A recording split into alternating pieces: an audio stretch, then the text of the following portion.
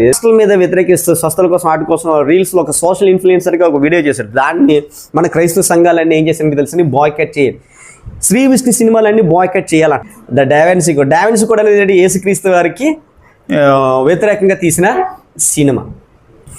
మరి యేసుక్రీస్తుని తప్పుగా చూపించారంటూ గొగ్గలు పెట్టారు. ఏమంటే మన పిడి సుందరరావు గారు కూడా ఏం చేయాలి తెలుసండి, పెద్ద ర్యాలీలు ఇవన్నీ చేశారు. ఎవడైనా ఆపాడు సినిమా ఆపాడు ఎక్కడైనా?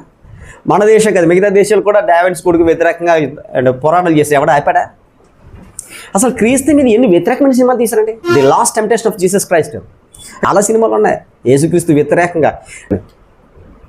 ఆయన తప్పు పడుతుంది అంటే దానివల్ల క్రీస్తుకు వచ్చిన నష్టం ఏమైనా ఉందా? ఈరోజు మన క్రైస్తవ సంఘాలన్నీ కూడా బాయ్కట్ శ్రీ విష్ణు సినిమా. అసలు సినిమా థియేటర్కి వెళ్ళి నిన్నెవడరా చూడమన్నాడు? వాళ్ళు పిచ్చోళ్ళు వ్యాపారంగా చేసుకుంటారు అంటే దీన్ని బాయ్కట్ చేస్తున్నట్టు అర్థం ఏంటి? మిమ్మల్ని దూషించే వారి కోసం తిరిగి దూషించమని కాదు. మేము యేసుక్రీస్తు మంచి సినిమాలు వచ్చి చెడు సినిమాలు వచ్చి యేసుక్రీస్తు గురించి అద్భుతమైన సినిమా వచ్చింది లేదు. ఏదేది the past of the past. ఏం చేయాలంటే నీ పాస్టర్ గారి సినిమా చూసి చాలామంది మారారు. అలాంటివి వచ్చేలాగా ప్రార్థించండి.